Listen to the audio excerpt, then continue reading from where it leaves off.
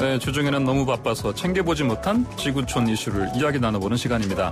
방구석 월드투어 특파원인 YTN 국제부의 김상우 선임기자와 함께합니다. 안녕하십니까? 네, 안녕하세요. 자, 오늘 가져오신 주제는 뭡니까? 네, 산무. 세 가지가 없는 벽을 뚫은 산무벽을 뚫은 딸기집 아들의 그림자 정치, 이렇게 제목을 뽑았습니다. 좀 맞네요. 산무, 벽두른 딸기집. 무는 아니고요. 네, 알겠습니다. 이게 지금 그 일본 차기 총리가 누가 되느냐, 아베 신조 총리 차기 총리 후임이 누가 되느냐 이제 관심사인데 거기 이제 스가 요시히데 관방장관이 유력한데 이 스가 요시히데 관방장관에 대한 이 얘기를 한번 나눠볼까 합니다. 뭐 사실상 말씀하신 대로 아베 총리 그 사임으로 이제 결정된 거나 마찬가지죠, 후임으로? 그렇습니다. 이제 뭐 일본 언론들도 이미 이런 식으로 얘기를 해요. 그 총리를 뽑는 연극의 막이 올랐는데 오르자마자 연극이 끝났다.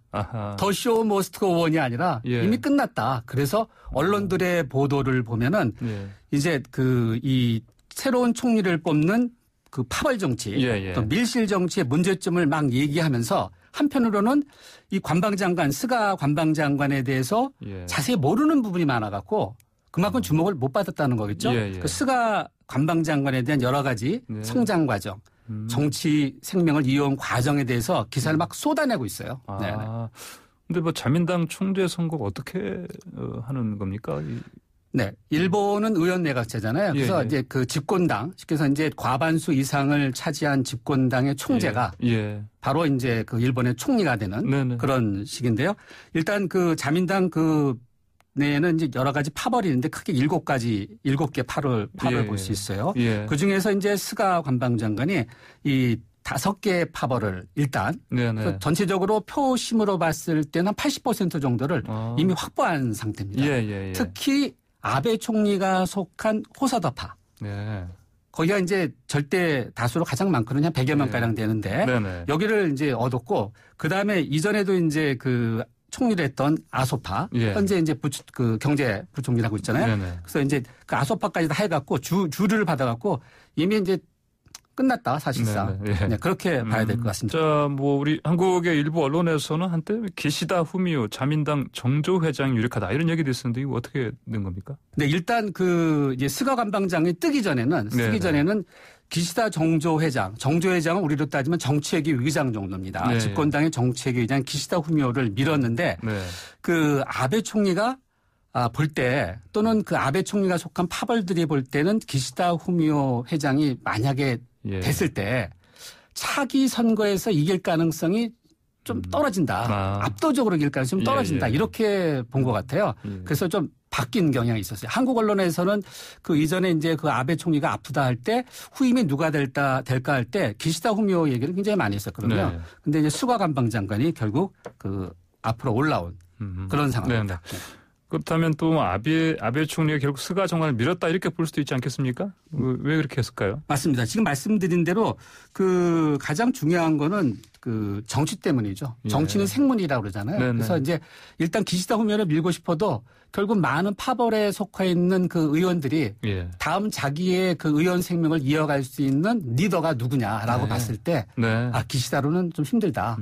그래서 이제 스가 관방장을 택했고 스가 관방장관의 인기가 이전에는 거의 무명에 가까웠죠. 물론 관방장에서 매일 텔레비에 나오고 또 안방 살림을 다 책임졌지만은 실질적으로는 그렇게 그 국민들로부터 많은 스포트라이트를 받아도 그렇게 인기가 없었는데 이번에 이제 아베 총리가 스스로 내려옴으로써 거꾸로 스가 관방장관을 스타덤에 올려놓는 그런 역할을 했다. 이렇게 봐야 될 것 같습니다. 그럼 두 사람 관계가 뭐 어땠길래 이렇게 후임으로 이렇게 뭐 밀었다 이렇게 볼 수 있을까요? 일본 언론을 통해서 보면요. 일단 제가 볼 때는 그 정치적인 그런 동지관계라고 봐야 될 것 같아요. 정치적인 동지관계. 특히 이제 대북 문제. 특히 일본 정권이 굉장히 중요시 여기는 게 북한의 일본의 납치 문제 해결 아닙니까? 바로 이 문제에 대해서 그 수가 관방장관과 아베 총리가 상당히 오랫동안 정치적인 동맹관계를 동지관계를 유지해왔고 또 하나는 뭐냐면은 그 아베 총리가 그 1차 총리를 한 다음에 이제 아파서 내려왔지 않습니까? 그때 다시 그 아베 총리를 다시 한번 기회가 있으니까 다시 한번 나가라 하면서 그렇게 정신적으로 서포팅해주는 그야말로 또 한편으로 보면은 관방장관 역할이 그 일본에서는 쉽게 얘기하면 이제 그 마누라 역할이라고 하거든요. 그런 역할을 해주면서 밀어갖고 그 2차 아베 내각을 탄생시키는 실질적인 정신적인 역할도 했고 또 아베 내각이 그 오랫동안 지속돼 왔지 않습니까? 거의 뭐 7년 8개월 정도 이렇게 지속될 때 실질적인 그 챙기는 역할, 특히 관료를 장악하는데 상당한 일을 한 것으로 이렇게 일본 언론들이 평가하고 있습니다. 네. 자, 오늘 이제 방구석 월터투 시작할 때 아까 그 주제를 산무, 벽돌은 딸기집 아들의 그림자 정치기 말씀하셨는데 그럼 이제 도대체 이 산무는 뭐고 뭐 딸기집은 뭐고 그림자 정치 이거 뭡니까? 네, 산무라고 하면 일본에서는 정치를 얘기할 때 이게 상당히 중요합니다. 그래서 집안, 지연율을 말하는 거고요. 그다음에 간반이라고 해서 간판, 학벌이라든지 또는 집안의 어떤 가문, 정치가 가문인지 그다음에 가반이라 해서 가방, 자금 말합니다. 이 세 가지가 중요한데 이 바로 그 이 스가 장관 같은 경우는 이 세 가지가 없는 특이한 케이스에서 관방장관, 일본 정치의 2인자 역할을 하고 또 오랫동안 그 역할을 하지 않았습니까?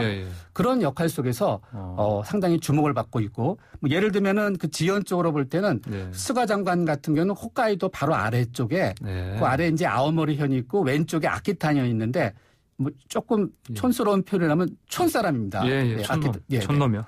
그쪽 출신이고 학벌도 그 일본 사회 같은 경우는 이제 뭐 쉽게 얘기해서 이제 명문대들이 꽉 장악하고 있는 그 일본에서는 이제 도쿄 6대학, 도쿄 6대학에서 뭐 예를 들면 도쿄대학, 와세다, 게이오, 메이지, 그다음에 그다음 호세이 대학, 그다음에 이제 니쿄 대학 이렇게 하는데 바로 여기 이제 스가 관방장관이 호세이 대학 법정학과가 아주 유명한데 이쪽 호세이 대학 출신인데 이쪽에서는 한 번도 총리가 된 적이 없어요. 아 그렇군요. 네. 그러면 뭐 딸기집 이건 뭐예요? 그 스가 장관의 아버지가 그 우리로 얘기하면은 전후 세대, 당가이 세대라고 하는 그런 세대인데 그 아키타현에서 그 종전위에 돌아와서 종전위에 돌아서서 이제 딸기 농을 했어요. 딸기 농사를요. 우리로 따지면 이렇게 비닐 하우스 시설농. 그렇죠. 비닐 하우스를 하면서 거기서 상당히 오랫동안 보존하는 그런 딸기 품종을 이렇게 해갖고 상당히 돈을 많이 벌었다고 합니다. 그리고 영농조합을 같이 이끌어갖고 뭐 연간 매출액이 한 40억 정도 대단했죠. 네네. 농민치곤 분홍에 들어간 편이었는데. 그렇죠. 그렇게 봐야 될 것 같습니다. 그런데 이제 일본 언론들은 이거는 이제 그 아까 말씀드린 그런 산무 쪽에서 봤을 때는 흑수저라고 볼 수 있고 그러나 이제 전체적인 일본의 그 농민 이런 쪽에 봤을 때는 상당히 이제 부유한 편이잖아요. 그래서 좀 흑수저라고 하면 보기 좀 어렵지 않은가 뭐 이런 얘기들도 있어요. 그냥 뭐 촌놈 정도로 하면 되겠네요. 촌사람. 그러면 그림자 정치 얘기 이건 또 무슨 얘기인가요? 이 스가 장관 같은 경우에는 이 그림자 일본은 카게라고 그러는데 그 그림자라는 말이 항상 따라해서 앞으로 나대지 않고 또 자기는 그 아베 총리가 총리할 때 항상 나는 총리 될 뜻이 없다.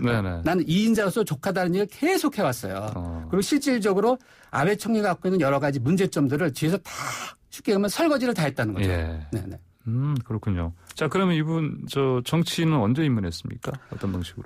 그 고등학교 때 이제 그 도쿄로 와갖고 호세이 대학을 다니면서 아르바이트 하면서 우리로 따지면은 이제 뭐 노량진 시장 같은 데서 일하면서 또는 그 신문사 같은 데서 일하면서 그 돈을 벌면서 했는데 그 26살 때 우리로 따지면은 인천 정도 요코하마시에 있는 시의원부터 시작해갖고 국회의원이 된 것은 40대 중반 좀 뒤늦게 국회의원이 된다부터 이렇게 승승장구한 거죠. 그때 역할이 앞서 말씀드린 대로 대북 문제가 아베하고 딱 맞았다는 거죠. 아 그렇군요. 자, 그러면 뭐 스가 장관에 대한 인기 지금 어떻게 어느 정도인가요? 지금 지지율로 보면요. 이전에 이제 스가 관방장관이 그 부각되기 전에는 존재감이 없었어요. 앞서 말씀대로 현재 이제 그 다음 주 월요일 이렇게 이제 그 투표가 진행될 때 그 뭐 기시다 후보라든지 이시바 후보한테 뒤졌는데 갑자기 딱 다수파의 지지를 받으면서 1등입니다. 1등. 그렇습니다. 1등이고 또 반면에 이제 아베 총리 같은 경우도 의원내 같지는 지지율이 굉장히 중요하거든요. 아베 총리 같은 경우도 거의 30%의 지지율로 곤두박질 쳤다가 아베 총리가 스스로 내려오니까 갑자기 그냥 50% 이상으로 오른 거예요. 그러니까 아베 총리도 버림으로써 인기를 얻는 아주 일본 전후 역사상에서 내각에서 자기가 총리 안 하겠다 내려온 다음에 갑자기 오른 경우도 굉장히 드문 경우라고 합니다. 아, 그렇군요. 또 스가 책 또 잘 팔린다면서요? 바로 그렇습니다.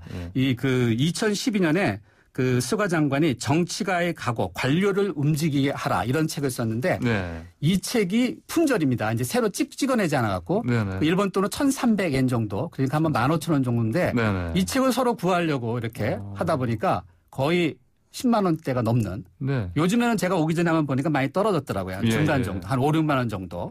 근데 이 책의 내용이 또 재밌는 부분들이 있어요. 이 그 스가 장관이 마키아벨리에 흠취해갖고 마키아벨리의 가장 핵심은 크게 두 가지로 볼 수 있거든요. 스가 장관이 얘기하는 키포인트를 보면은 그 사랑받을 거냐, 미움받을 거냐, 정치가는 이걸 선택해야 된다. 그래서 이제 이 그 스가 장관 같은 경우는 리더가 되려면은 항상 과당성 있게 행동하고 때로는 비정해야 된다. 이런 얘기를 하고 있습니다. 네네. 그러면 마키아벨리 군주론을 언급한 그런 뭐 리더가 좋은 사람이면 뭐 일이 잘 진행되지 않는다. 그렇죠. 이런 얘기도 한 겁니다. 그렇습니다. 이 책을 통해서. 특히 이제 일본 사회는 이제 관료 사회라고 하지 않습니까? 그래서 그 역대 다른 어떤 관방 장관보다도 장수했으면서 또 장수하는 데 비결이 이 관료들을 장악했다. 특히 관료들을 장악할 때 인사.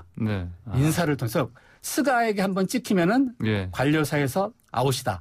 이게 이제 일본 관료사의 아주 정평으로 돼 있다는 거죠. 스가 장관이 이제 총리가 됐을 경우에 어떻게 될 거냐 이런 부분 때문에 이제 이 책을 많이 사는 것으로 이렇게 이제 일본 언론들을 보고 또 마찬가지로 또 내각에 오르고 싶은 파벌에 많은 후보들이 있지 않겠습니까? 그래서 벌써부터 누가 그 내각이 될 것인가 이런 부분들이 벌써 나오고 있다. 이렇게 일본 언론들의 보도입니다. 결국 스가 장관의 책 인기는 가장 큰 요인 중에 하나는 살기 위해서겠네요. 그렇죠. 보면요. 맞습니다. 생존하기 위해서. 그렇다고 봐야 되겠습니다. 자, 그러면 스가의 향후 정치 행보 어떻게 전망하시겠습니까? 그 일본 언론의 그 보도를 보면요. 그 아베 정권의 뭐 포스트다. 네. 그러니까 기존에 갖고 있는 그런 정책들, 경제라든지 정치라든지 이런 거는 변함이 없을 거다. 이렇게 보는 것이 맞을 것 같습니다. 특히 우리 그 한국에 관심을 갖고 있는 그 한일 관계 문제라든지 대북 문제 같은 데서 전혀 크게 바뀔 가능성은 없다라고 보는 것이 일본 언론과 일본 내 그 전문가들의 대체적인 시각인 것 같습니다. 뭐 이제 그의 과거 발언을 보면 한일 관계 그렇다면 당연히 말씀하신 것처럼 뭐 바뀔 것도 없고 뭐 전혀 그럼 좋아지지 않을 것 같습니다. 일단은 그런 쪽에 무게중심을 두는 게 맞을 것 같고요. 그 스가 장관이 발언한 내용들을 보면은 뭐 안중근 의사 같은 경우에는 뭐 범죄자다, 테러리스트다. 그게 일본 보수사회 아주 정통 골수 보수자들이 얘기하는 그런 얘기들이거든요. 그 안중근 의사가 한 그런 행위들에 대한 그런 평가를 완전히 평가절하시키는 그런 부분들이거든요. 그런 걸 통해서 봐도 그렇고 또 지난번에 이제 그 이명박 대통령이 독도 방문한 문제 이런 것도 얘기가 안 된다. 뭐 이런 얘기들. 또 한일 간에 합의한 위안부 문제, 강제징용 문제 이런 문제에 대해서 아베 총리가 내뱉은 말들과 거의 같은 수준입니다. 그렇군요. 또 다른 아베로 봐도 되겠네요. 그러면 그런 부분에서는. 그래서 지금 일본 언론들은 뭐라고 하면 그 아베 정권의 3탄이다. 그래서 이제 그 스가 아베 정권의 합작 정권이 탄생할 거다. 스가 아베 정권이 탄생할 거다. 뭐 이런 얘기들이 벌써 나오고 있습니다. 그렇군요. 자, 스가 장관이 총리가 되면 이른바 뭐 자기 정치 할 수 있는 가능성은 어떻게 보십니까? 할 수 있는 가능성이 높다고 저는 그렇게 보고 있습니다. 일본 언론들도 이전과는 달리 최근에 보면은 그런 가능성을 언급하는 게 상당히 많아요. 예를 들면은 그 현재 남은 아베 총리의 임기가 1년이거든요. 내년 10월까지인데 그 일본은 이제 의원 내각제이기 때문에 그 중의원을 장악해야 중의원이 하원격인데 중의원을 장악해야 4년을 더 이렇게 이어갈 수 있습니다. 그래서 지금 인기가 높을 때 중의원을 해산해서 뭐 예를 들면 지금 그 고노 장관 같은 경우에는 다음 달에 할 거다 이런 얘기까지 얘기하고 있거든요. 그래서 해산해갖고 선거를 해갖고 4년을 빨리 연장하는 것이 굉장히 좋지 않겠습니까? 특히 이제 제가 하나 더 말씀드리고 싶은 거는 아베 정권의 폐해 중에 하나가 쉽게 얘기하면은 알아서 기는 정치. 그래서 일본에서는 그거를 그 손타쿠 정치라고 하거든요. 알아서 착착착착착 해내는 거. 근데 그 역할을 바로 스가 장관이 했어요. 그러니까 스가 장관도 알아서 너들 나를 보필하고 기어라.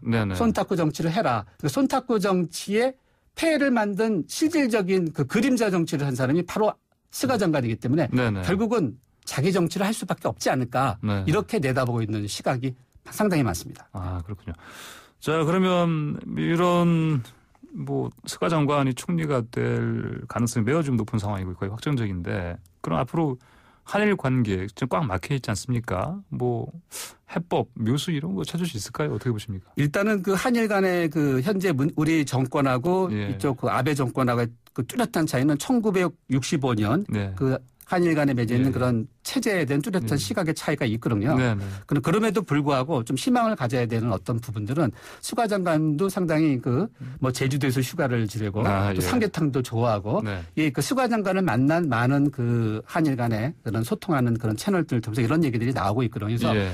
새로운 체제가 들어섰을 때 결국 그 상위 지도자 레벨 간에 네네. 뭔가 소통하는 그런 것을 뚫으면은 네네. 가능성이 있지 않겠냐 또는 그런 희망 섞인 얘기들을 네. 한일 간의 그런 언론을 통해서 많은 이야기들이 나오고 있습니다. 네. 네. 오늘 이제 방구석 월터에서는 이제 김상우 국제부 선임기자와 함께 뭐 산무 벽돌은 딸기집 아들, 스가 장관 초기 이제 총리 될 가능성 높다. 그리고 왜 그런가 그리고 앞으로의 뭐 전망도 짚어봤습니다. 감사합니다. 네, 고맙습니다. 네. 지금까지 YTN 국제부 선임기자 김상우 기자였습니다. 안녕하세요. 월드뮤직과 함께 뉴스 한 꼭지를 들려드리는 송태엽의 월드뮤직 살롱입니다. 지난 수요일 그리스 레스보스 섬에 있는 난민 캠프에서 큰 불이 나 캠프가 완전히 타버렸습니다. 시리아와 이라크에서 전쟁을 피해 도망친 난민 12,000여 명이 또 집을 잃은 건데요. 이번 화재는 방화라는 얘기가 있습니다. 수용 인원의 4배가 머물고 있는 과밀한 캠프에 코로나 바이러스가 퍼지자 그리스 정부가 캠프를 봉쇄하려고 한 게 발단입니다. 코로나에 대한 공포 때문에 난민 중 일부가 불을 질렀는데 때마침 강풍이 불면서 걷잡을 수 없이 번진 거죠. 현대 그리스의 모습을 결정지은 사건 중 하나는 1923년에 있었던 터키와의 인구 맞교환일 겁니다.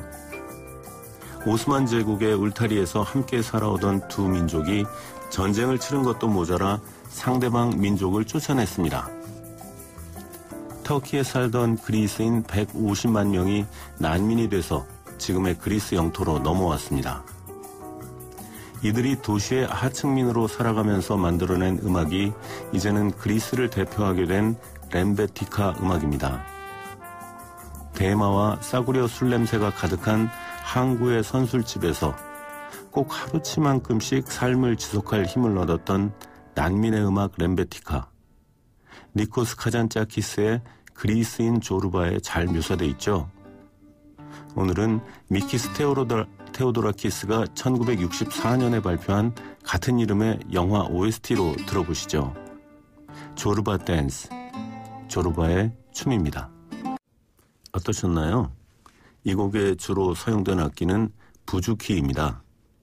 만돌린처럼 겹줄로 돼 있고 기타처럼 4도음 간격으로 조율하는데 그리스 난민들이 터키에서 갖고 들어왔다고 하죠. 천년을 섞여 살다 보니 두 민족의 음악이나 음식은 매우 비슷합니다. 그런 사람들이 갈라지게 된 전쟁의 원인은 과연 무엇이었을까요? 니코스 카잔차키스는 한때 정부 관료로 일하면서 그리스 난민 귀환에도 관여했다고 합니다. 비극의 체험이 위대한 문학 작품을 낳은 걸까요? 저는 다음 주에 다시 찾아뵙겠습니다. 지금까지 월드뮤직 살롱 송태엽이었습니다. 네, 스토리로 풀어보는 스포츠 이야기 스포츠텔링 시간입니다. 스포츠텔러 김재영 기자 나왔습니다. 안녕하십니까? 안녕하세요. 자, 스포츠텔링 오늘의 주제 뭡니까? 네, 오늘 제목부터 좀 설명을 해드릴 텐데요. 차이와 차별 사이 길을 만드는 그녀들의 외침, 이렇게 한번 제목을 붙여봤습니다. 오늘은 이 여성 스포츠 선수들 이야기를 조금 해볼까 하는데 네. 아마 생각이 조금 크게 다르신 분들도 좀 많이 계실 거라고 좀 생각이 들어요. 네. 뭐 일단은 저는 이제 남성이니까 남성인 제가 얼마나 치우치지 않게 이 여성 스포츠 선수들 얘기를 할 수 있을까 조금 고민은 되긴 하는데 일단 한번 해보려고 하고요. 먼저 이 스포츠계에서 계속되고 있는 이제 주제인데요. 여성 이 선수들의 동일 임금, 뭐 동일 수당, 동일 대우 이렇게 얘기도 나오는데 이 문제부터 좀 살펴보도록 하는데요. 여기서 제가 한번 질문을 드려볼게요. 당연히 저는 뭐 진행자께서는 그렇습니다. 뭐지? 테니스를 좋아하시기 때문에 잘 알고 계실 거라고 생각은 드는데 스포츠에서 보통 이제 여성 선수가 이제 상금이나 뭐 임금, 수당 이런 부분에서 대부분 남성 선수보다 적게 받거든요. 네네. 근데 골프가 상금에서 그죠? 골프도 PGA가 훨씬 더 많이 받죠. 상금에서 남녀 차이가 전혀 없는 종목이 하나 있습니다. 뭘까요? 제가 답을 이미 말씀드렸네요. 네. 그러니까 저보고 테니스 좋아한다. 맞습니다. 근데 테니스를 좋아한다고 해서 뭐 그런 상식이 많은 건 아니에요. 맞습니다. 그럼에도 불구하고 저는 이것만은 알고 계셨죠. 알고 있습니다. 저는 사실 이게 좀 뭐 창피한 얘기일 수도 있겠습니다만 스포츠 기자 지금 뭐 10년 넘게 하고 있는데 이 사실을 안 게 불과 한 5, 6년 전이었던 것 같아요. 그때 그 전까지는 몰랐어요. 왜 알게 됐었냐면 그때 이제 제가 이제 딸을 이제 제가 출산한 건 아니지만 어쨌든 딸이 태어나면서 운동선수 얘기가 좀 나왔었는데 저희 이제 그 부서 선배가 테니스가 상금 차별이 없다. 딸이면 딸을 운동을 시킬 거면 꼭 테니스를 시켜라라는 이제 그것 때문에 알게 됐는데요. 골프 말고. 결론부터 말씀을 드리면 테니스는 이 4대 그랜드슬램 대회 상금에 있어서 남성과 여성 선수의 차이가 전혀 없습니다. 프로스포츠에서는 유일하고요. 물론 이제 테니스도 남자 투어 대회가 있어요. 남자가 ATP 투어, 여자가 WTA 투어인데 투어 대회의 상금 규모에는 각각 차이는 분명히 있습니다. 하지만 4대 그랜드슬램 대회, 이 대회에서는 상금 차이가 없고요.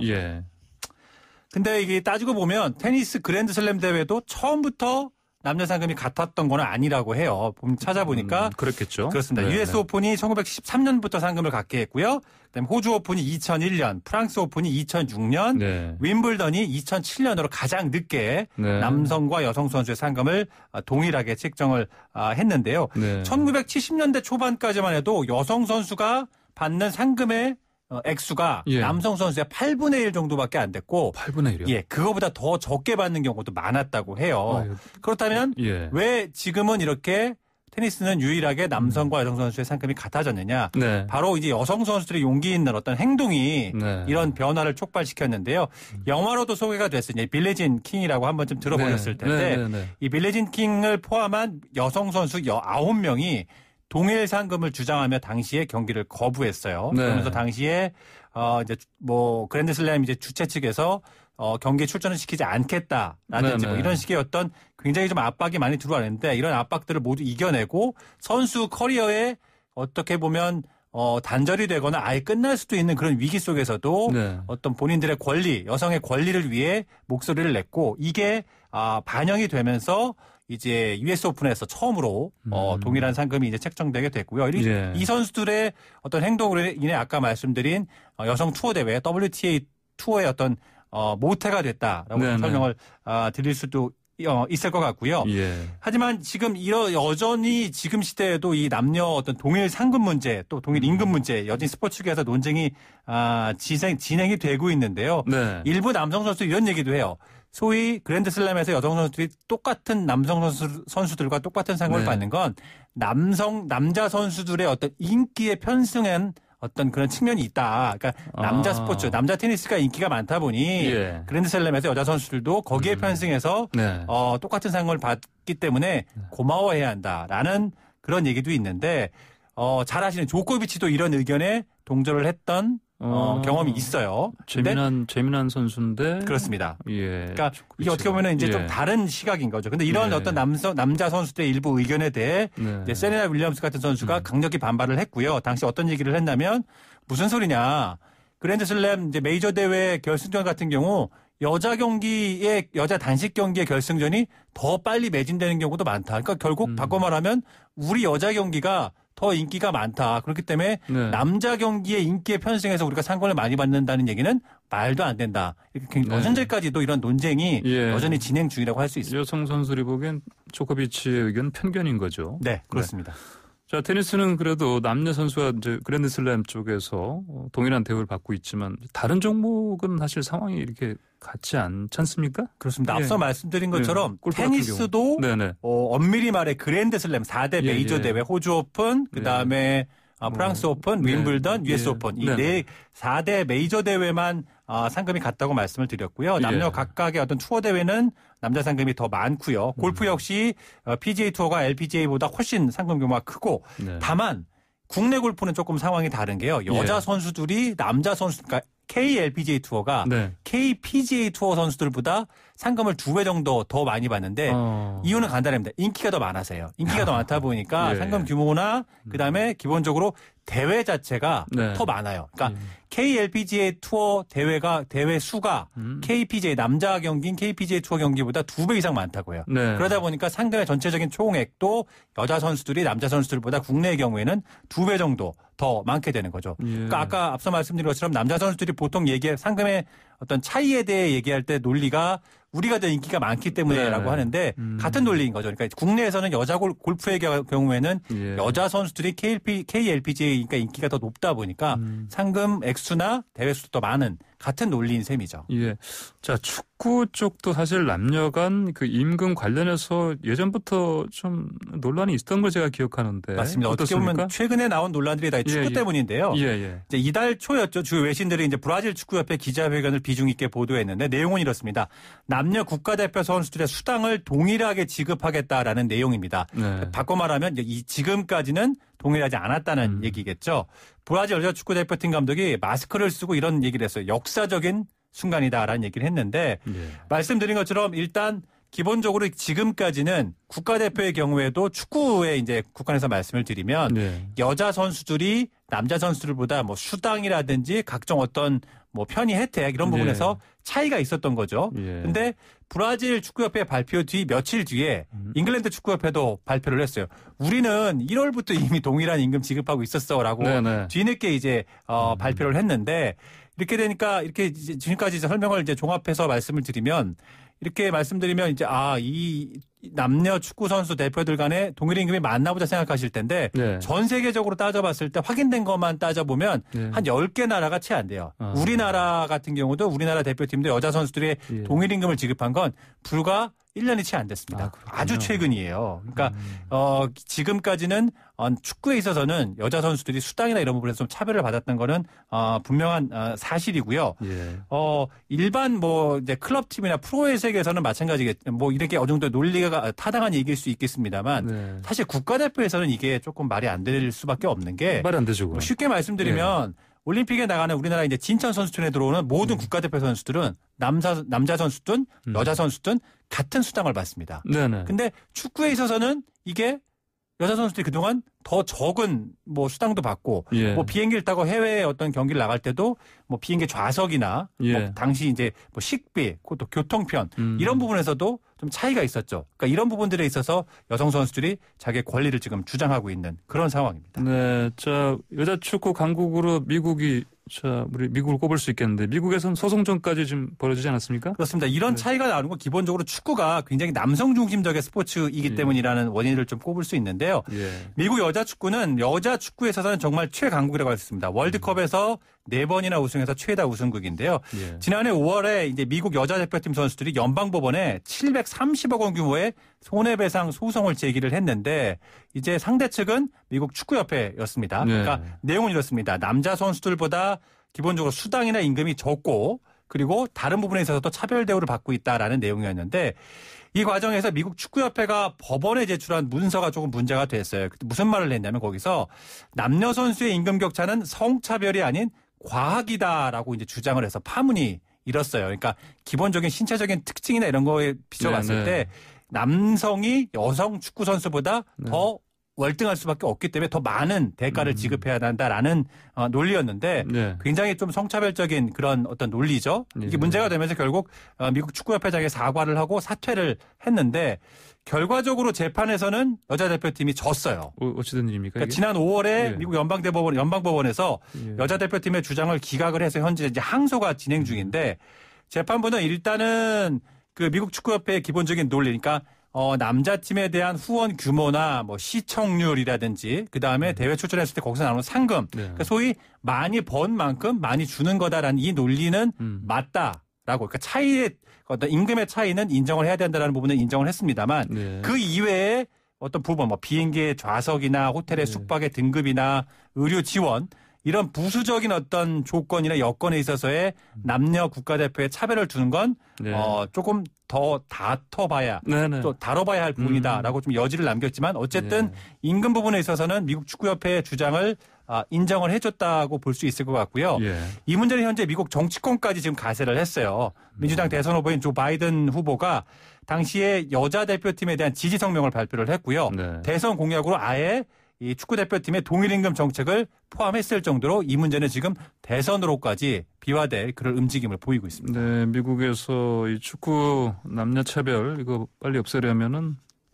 트럼프보다는 바이든 대통령 되겠네요. 네, 그런 셈입니다. 자, 월드컵은 남녀 대회가 따로 열리지 않습니까? 네. 상금의 차이가 크죠? 그렇습니다. 지난해 프랑스 여자 월드컵에 우승했던 미국 여자 대표팀의 상금이 400만 달러고요. 예. 그 1년 전이었던 2018년 러시아 월드컵 남자 월드컵이죠. 네. 우승국인 프랑스 대표팀이 받은 우승 상금이 3,800만 달러, 거의 10배. 예. 10분의 1 정도 차이가 나고요. 10배 정도 차이가 나고요. 네.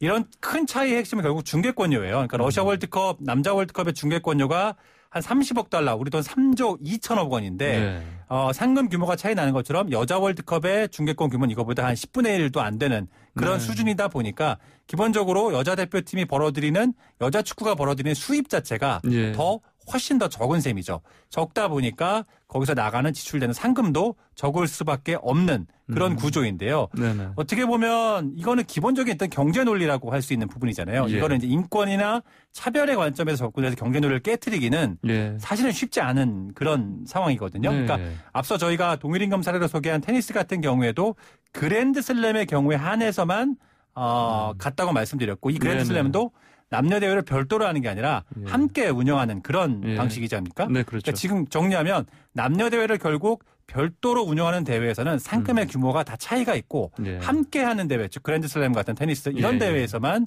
남녀 상금 규모가 같이 지금 운영되는 구조이기 때문에 여전히 남녀 경기의 상금이나 수당 어떤 금전적인 부분에서는 차이가 크고 이 부분에 대해서 여자 선수들은 차이가 아닌 차별이라고 현재 생각을 하고 있다라고 정리할 수 있습니다. 네, 그러니까요. 말씀하신 대로 이 경제 논리에 따라서 차이가 생기는 부분이 있긴 한데 그럼 이런 부분을 여성 선수들 당연히 이해하고 있을 텐데 소송까지 하면서 행동에 나서는 이유 뭡니까? 아무래도 지금 당장의 어떤 그런 변화보다는 동일 임금 또 동일 상금 이런 부분들에 대한 이제 지금 당장의 변화를 원하는 건 아닐 거라고 생각이 드는데요.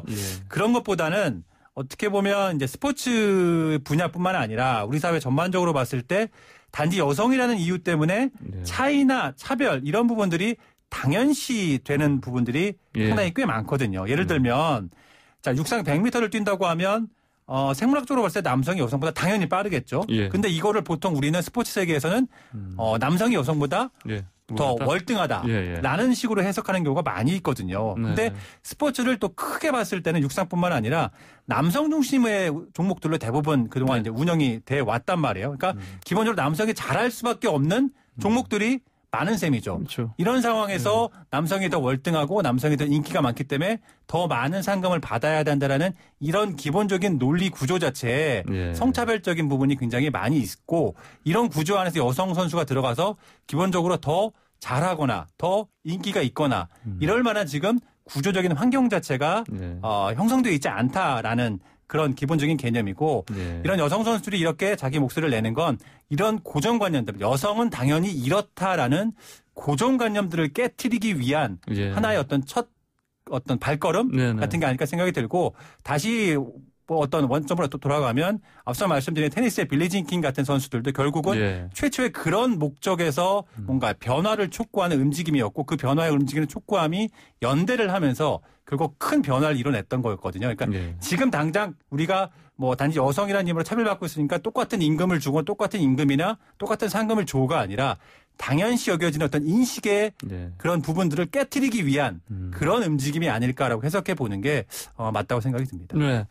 FM 94.5MHz YTN 뉴스 FM 황보선의 스토리 김재영 스포츠텔러와 함께하고 있습니다. 김재영 기자 오늘의 한 줄 평은 뭡니까? 네, 오늘의 한 줄 평은 차이가 일상이 되면 차별이 된다 이렇게 한번 제가 제목을 붙여봤는데요. 남녀 간의 차별 논란은 참 사실 예민한 문제이고 쉽지 않은 문제이지 않습니까? 일단은 서로의 어떤 다름을 인정하는 것부터 시작해야 하지 않을까 생각이 들고 최근 얼마 전에 제가 책을 한번 읽었었는데 이 책에 여성차별에 대한 부분이 나오더라고요. 인상적이었던 부분이 워킹맘이라는 단어가 있는데 워킹데디는 없다. 왜 그럴까라는 질문을 이 책에서 던지더라고요. 이제 결국 결론은 남자는 가장이고 또 여자는 어떻게 보면 살림하는 어떤 이런 전형적인 모습을 당연시 여기는 제도와 인식의 문제점을 좀 지적한 부분이었는데 예. 어떻게 보면은 서로 간의 남성 간의 차이를 인정하고 이 차이를 대신 너무 당연시 여기는 그런 부분들 이 당연시 여기는 이런 부분들이 일상화되면 거기서부터 어떤 세부적인 부분에서 예. 좀 차별이 그때부터 시작이 되는 거 아닌가 생각이 들어서요. 예. 서로 간에 너무 어떤 뭐 혐오라든지 이런 극단적인 표현보다는 서로 간의 다름을 인정하면서 좀 예. 양성평등이 이루어졌으면 하는 그런 생각에서 예. 차이가 일상이 되면 차별이 된다라는 네. 한 줄 평으로 한번 뽑아봤습니다. 네. 차이가 일상이 되면 차별이 그렇습니다. 된다. 스포츠 얘기가 어떻게 예. 보면은 예. 사회 전체의 성평등 문제를 저희가 확대시킨 예. 것 같아서 조금은 부담되는 부분도 있습니다. 네. 네. 자, 김정 스포츠텔러 오늘의 신청곡 뭐 가지고 나오셨어요? 네, 오늘의 신청곡은 켈리 클락슨의 이 스트롱고라는 노래를 들고 나왔는데요. 예. 가사 중에 이런 말이 나옵니다. 당신을 죽이지 못한 것은 결국 당신을 강하게 만들 것이다 라는 내용이 나오는데요. 네. 지금도 어디선가 외롭게 목소리를 내고 있을 여성들에게 이 노래를 보내고 싶습니다. 예. 참고로 저는 예. 마초 소리를 듣는 네. 딸 바보 아빠. 설마요. 딸 바보는 맞는 것 같은데. 네. 네, 알겠습니다. 자, 그럼 오늘 이 시간 켈리 클락슨의 Stronger 함께 들으면서 마무리하겠습니다. 지금까지 스포츠텔러 YTN 김재현 기자와 함께했습니다. 고맙습니다. 감사합니다.